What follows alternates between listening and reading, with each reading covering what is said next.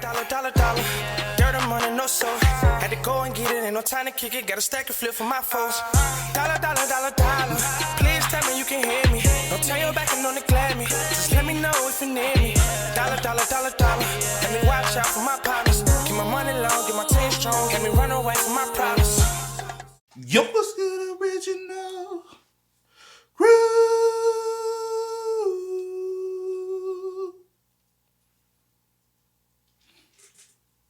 It's your boy DJ New Kid, your girl. It's here, Nicole. We back on the channel with another Kid and C original. Welcome back, man. Mr. Ballen. It's a weekly segment we starting to do. Yeah. You know what I'm saying? You've been enjoying it. I have been. This right up your alley. It is. I think I'm more of the laugh, you more of the like the crime mystery shit, trying to learn some shit. I feel you. Hey, you get all of it. I like the laughs too, though. I like it all.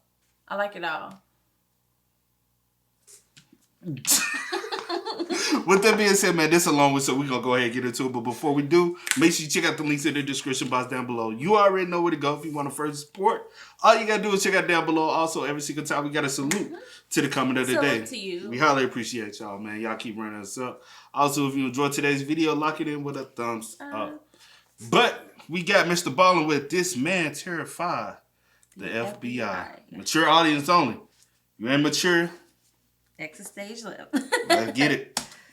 There are a few graphic and distressing details that are revealed at the end of this story.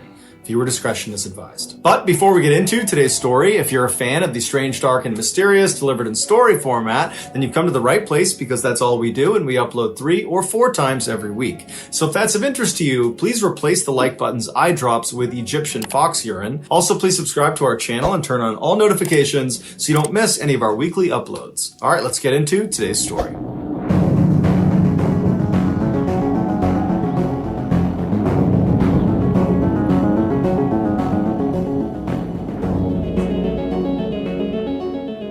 On the morning of February 2nd, 2012, a young man pulled off a 4-lane highway in Anchorage, Alaska, into a large, snowy parking lot. He passed by dozens of parked cars until he arrived in front of this small shack that was brightly teal colored. It was a popular coffee shop called the Common Grounds, and this young man worked as a barista there. After he parked his car, he walked up to the white door employee entrance to this little building, and he got his key out and he went to unlock the door, but when he turned the key, he saw the door was already unlocked. He knew the girl who had worked the previous night and would have been responsible for locking the shop up. She was 18-year-old Samantha Koenig, and although she had only been on the job for about a month, she seemed very responsible and had never had any issues closing up before. The young man shrugged it off though. He figured people make mistakes, and he went inside.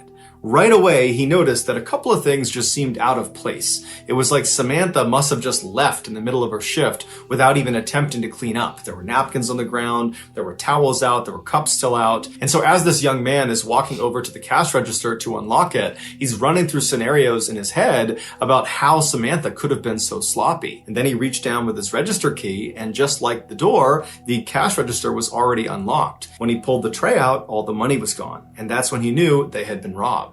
And so he called his boss. The night before, Samantha had asked her boyfriend, Dwayne, to pick her up after her shift at the Common Grounds. Dwayne arrived in front of the kiosk at about 8:30 p.m., which was 30 minutes after her shift should have been over. Dwayne had gotten held up at his job, which is why he was late. And so when he gets there, Dwayne looks around the parking lot and he doesn't see Samantha anywhere. He sees the coffee shop itself is totally dark and looks like it's been closed up for the night. And so Dwayne gets out of his truck into the freezing cold night air, and he walked up to the window of this coffee shop and he pressed his face up to the glass to look inside, but there was nobody in there. Dwayne... Why you didn't go to the front door? Because it looked like it was... It looked like... Let me get some more.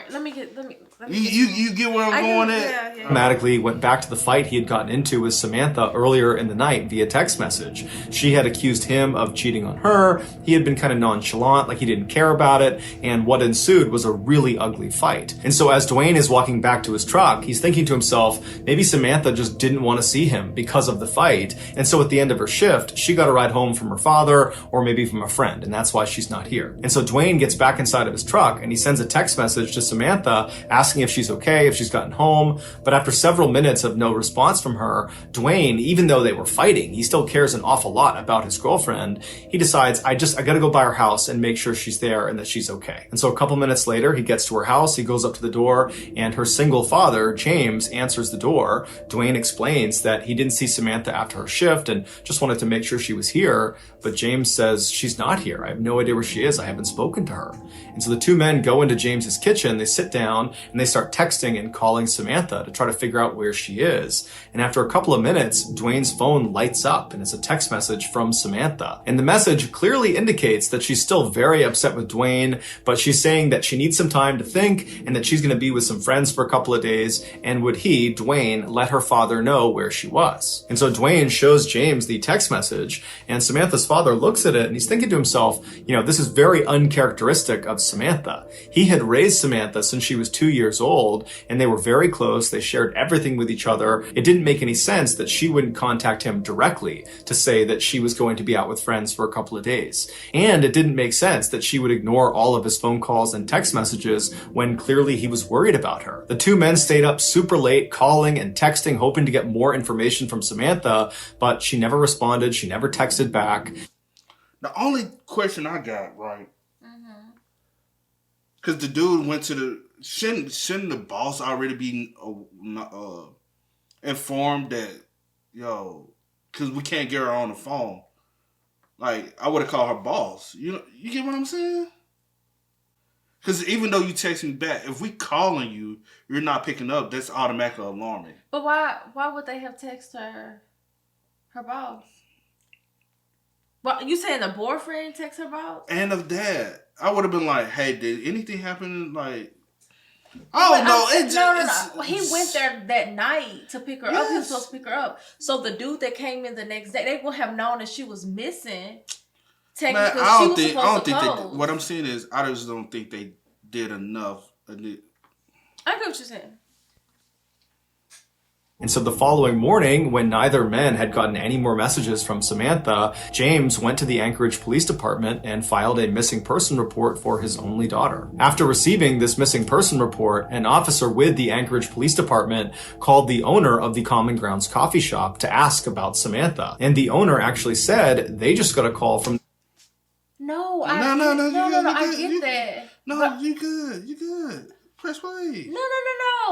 Press play. Just press play. Let's keep going. A barista that was working at the kiosk that morning, and they had informed them that apparently there had been a robbery and no one can get in touch with Samantha. No one knows where she is. The owner told the police officer that as soon as she got her hands on the security footage from the night before, she would send it over to the police department. While the police waited for this footage, some officers began calling Samantha's friends and other family members to see if they knew where she was, but no one had heard from her and no one knew where she was. No one had any information. Some other police officers headed over to the Common Grounds coffee kiosk to get a look at it for themselves. And when they got there was no sign of a struggle outside or inside the kiosk. And inside, underneath the counter, was a panic button that had not been pressed. And so even though Samantha's father thought there was something odd about her final text message, the police began operating under the theory that Samantha had robbed the kiosk and then left of her own accord. But what confounded police was how Samantha actually physically got away from the coffee shop. She didn't have a car that night, and she couldn't have just walked away because the weather was way too miserable and cold outside,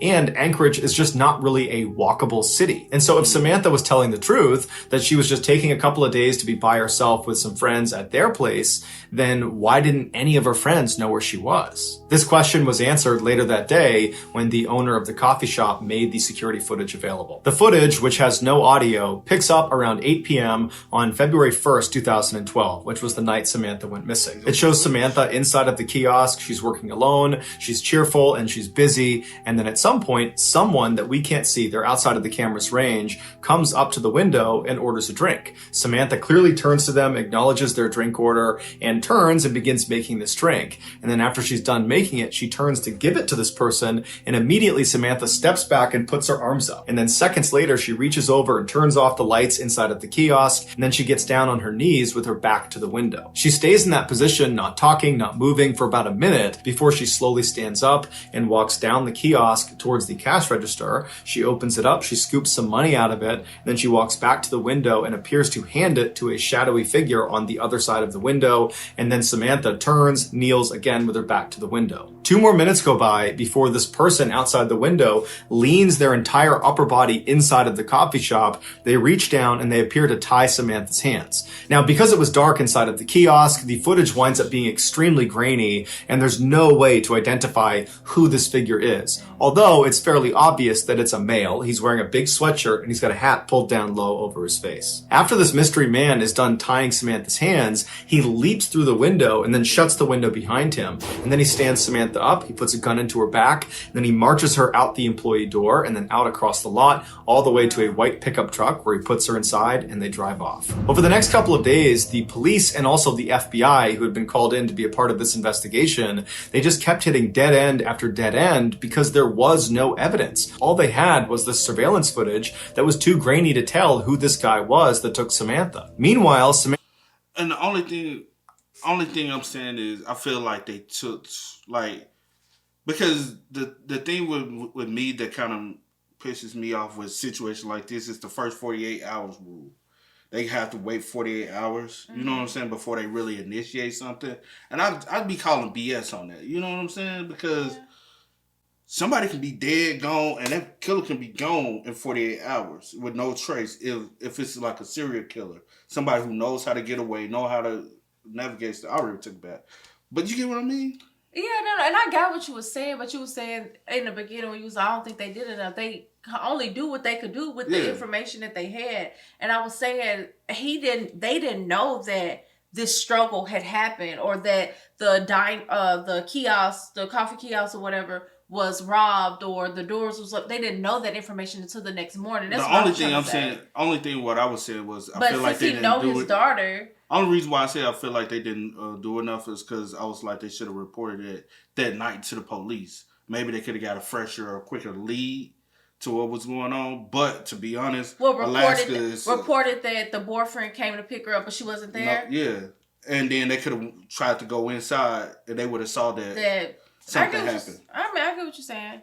They drive off. Over the next couple of days, the police and also the FBI, who had been called in to be a part of this investigation, they just kept hitting dead end after dead end because there was no evidence. All they had was this surveillance footage that was too grainy to tell who this guy was that took Samantha. Meanwhile, Samantha's father, James, had rallied the support of nearly all 300,000 people that lived in Anchorage to go out and look for his daughter. His efforts were so profound, it had attracted major news outlets across the country, and suddenly his daughter's story had grabbed national headlines everywhere. This led to strangers donating thousands of dollars to fund a reward for anybody that had information about Samantha's whereabouts. But despite this reward growing in size every single day and the national news media becoming increasingly more interested in this case, no one came forward with useful information that led to developments in this case, and Samantha never got in touch with Dwayne or her father. Then on February 24th, so 3 weeks after Samantha's gone missing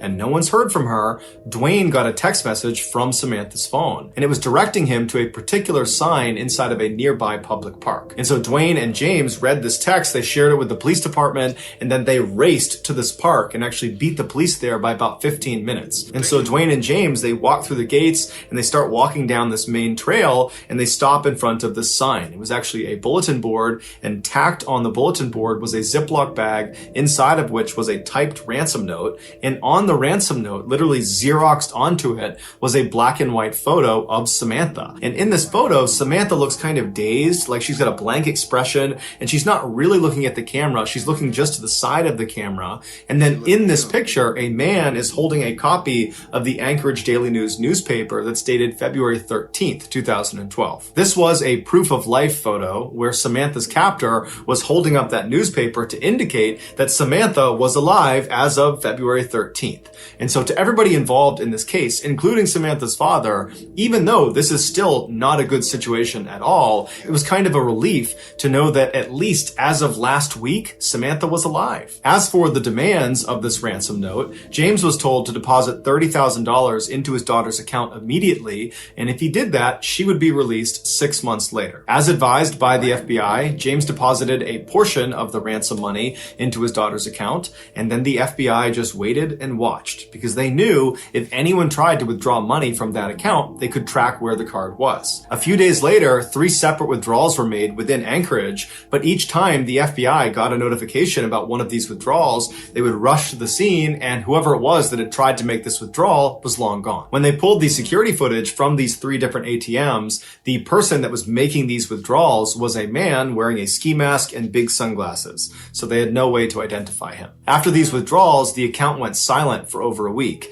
and in that time, there was no word from Samantha. Then, on March 7th, more withdrawals were made, but they were in Arizona, and then New Mexico, and then in Texas. Again, authorities would rush to these ATMs, but they would get there right after the masked man with sunglasses had just left. But there was a break this time. In one of these surveillance videos from one of the Texas ATMs, they spotted the car this guy was getting into before he left. And it was a small sedan, it was a white Ford Focus, and they saw him leave going east on a Texas highway. And so authorities in Texas were told to look out for this particular car in this part of Texas. And sure enough, on March...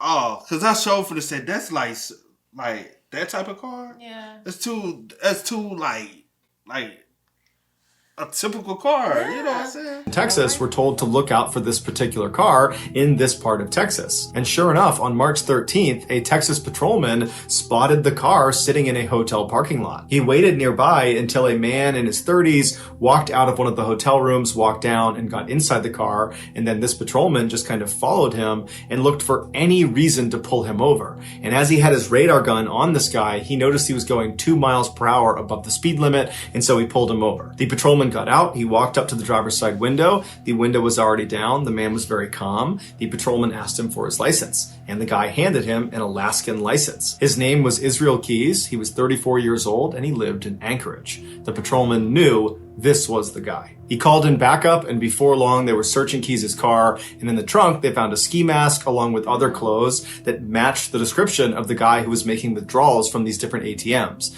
They also found a gun, as well as Samantha's cell phone and debit card. After Keys was arrested and was brought into custody, he denied having any involvement with Samantha's disappearance. But after being presented with the overwhelming evidence that suggested otherwise, he caved and said yes, he would tell them the full story of what happened to Samantha, but they had to get him an Americano coffee, a peanut butter Snickers, and a cigar. Once he had said, "What the fuck is wrong with you, bro? Like, that's some serial killer type shit.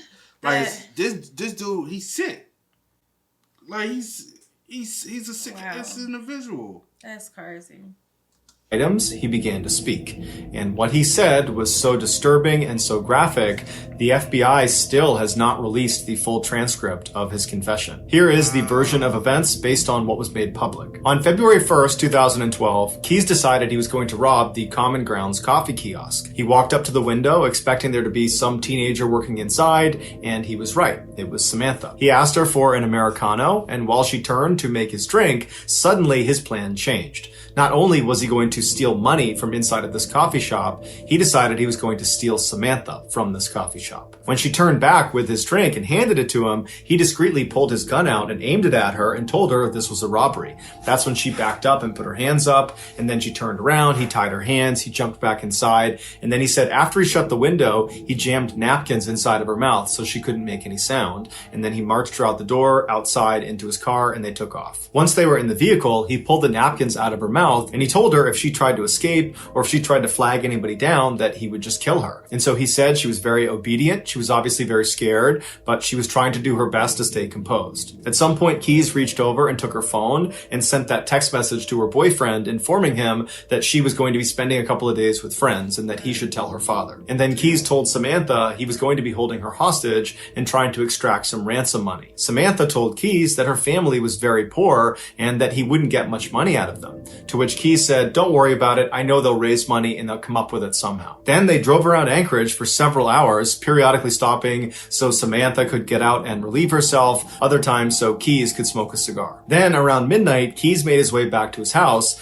and he pulled into the driveway and he turned to Samantha and he had her go in the back seat and lie down. Then he put some tarps over her and he told her if she tried to escape, he would kill her. And then Keys got out and he walked inside of his house where his 10-year-old daughter and his girlfriend were fast asleep. And in just a few hours, Keys and his daughter were scheduled to go to New Orleans for a 2-week-long luxury cruise. Keys left his house and went back to his car. He put a blindfold on Samantha and then led her down the driveway to his shed. Once inside, he sat her down on an upturned bucket in the back of the shed, and then he put a rope around her neck and he anchored each end of the rope to the wall so she was pinned to the wall. Then Keys turned his radio all the way up to make sure it masked any noise she might make, even though he reminded her repeatedly that if she made any noise, he would just kill her, and by and large, she was very obedient.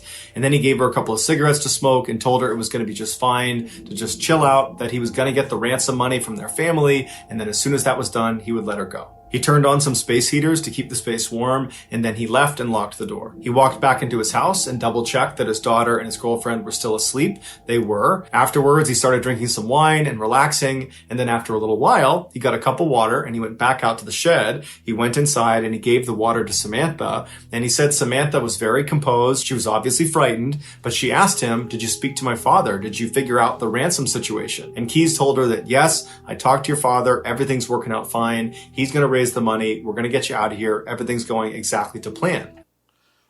So my thing is this his first time? I have no clue. Because he really didn't have a plan. Like this. No, he didn't. Like, you plan to just rob and then He's probably used to robbing. Yeah, and then on the whim be like, "Oh, I'm just gonna take her, and so I can get some more money." I think that's what it was. He looked at it as a money plan. It was a money thing. Because he's a robber. He's not a killer. He's not. Like, who knows? From what we know, he's not. He could be way, way more. Honey, this is a deep one, though. Yeah, my heart over here like pounding. I'm like ready to yeah. Like, I need to know. After that, he walked up to Samantha and he unscrewed the 2 anchors that were holding that rope up against her throat, and then he cut the zip ties on her wrist, allowing her to relax and sit forward and just kind of be at ease for a second. And it was very obvious that Samantha was relieved. Her nightmare was about to be over. But then seconds later, Keys grabbed her really aggressively and tied her up all over again, this time much more thoroughly and much more tightly. It had been a cruel trick. When he cut her handcuffs and undid her necktie, he just wanted to see what she would do if she thought she was being let go. When in reality, he was never going to let her go. There was no ransom. He had not spoken to her father. It was all a big lie. Keys told investigators that as he was tying her up for that second time, he looked at her face and she had this look of total resignation. He said she knew what was about to happen to her. After Keys tied her up, he left the shed and locked it behind him. He went inside to check one more time to make sure his 10-year-old daughter and his girlfriend were still asleep. When they were, he went back to the shed, he opened it up, he went inside, and this time when he stepped inside, it smelled like urine and sweat, and he looked down at Samantha and she was terrified. He walked up to her and he began to assault her, and then after he was done, he was standing over her getting his clothes back on, and Samantha very stoically looks up at him and says, "Are you going to kill me?" And he says, "Yes, I am." As he put on his leather gloves, she tried to talk him out of it, but he said there was no other way. Keys would tell investigators that he was very impressed with Samantha's bravery. Shortly before 4 a.m., Keys drove a knife into Samantha's back before choking her until she stopped moving. He told investigators that she never made a sound. After she was dead, Keys left the shed and locked it behind him. He went into his house, he took a shower. Afterwards, he woke up his daughter and told her to start getting ready because they were leaving soon for the airport. While his daughter was getting ready, Keys went back out to the shed, he went inside, he rolled Samantha's body up in a tarp and pushed her towards the back. He unplugged the space heaters, turned off the lights, turned off the music, and then double locked the shed and went back inside the house to make his daughter breakfast. At 5 a.m., a cab showed up at the house and Keys and his daughter hopped inside and they made their way to the airport and then on to New Orleans where they went on their 2-week-long vacation. After they got... So you just left her? You just left her? You didn't try to bury the body, you just rolled up in a tarp and just let her? Just left her. That's a lame... And they made their way to the airport and then on to New Orleans, where they went on their 2-week-long vacation. After they got back, Keyes went inside of his shed, he unrolled Samantha from her tarp, and by his account, she still looked fairly lively. And so he dressed her in some new clothes, he put lots of makeup on her face, he braided her hair, and then he stitched her eyelids open so it gave the impression she was alive and alert. And then he held up a copy of the Anchorage Daily News next to her and then took several photos, creating that proof of life photo for the ransom note. If you want to see this photo, you can Google it, but that's up to you. After he took these pictures, he chopped her body up into pieces and then disposed of her in a nearby frozen lake. It would turn out Samantha was not Israel Keyes' first victim. He was in fact a serial killer who specifically preyed on completely random people because he enjoyed watching them die. Over the years, he had hid what he called kill kits all over the United States, which were these caches filled with weapons and other tools designed to capture and kill people. This way, no matter where he was in the country, when he had an urge to go kill someone, he would just go to his nearest kill kit, dig it up, and then go target a random stranger. And he didn't care if you were young, old, big, small, male, female, alone, or in a group. Everyone was a target of opportunity. Keyes told investigators that as soon as he saw Samantha inside of that coffee kiosk, instantly he knew he was going to kill her. Everything about the ransom, the robbery, all of it was just a lie to keep her in line, to give her some hope that she might get out of this alive. When in reality, the second she walked outside of the doors of that kiosk, she was dead. Keyes admitted to killing Samantha as well as an older couple up in Vermont, but he would take his own life in a jail cell in December of 2012 before he named any of his other victims. And so to this day, we have no idea how many people he killed. The best guess is 11 based on a drawing he made in his jail cell. But that's just a guess. So that's gonna do it, guys. If you found the secret, that's crazy.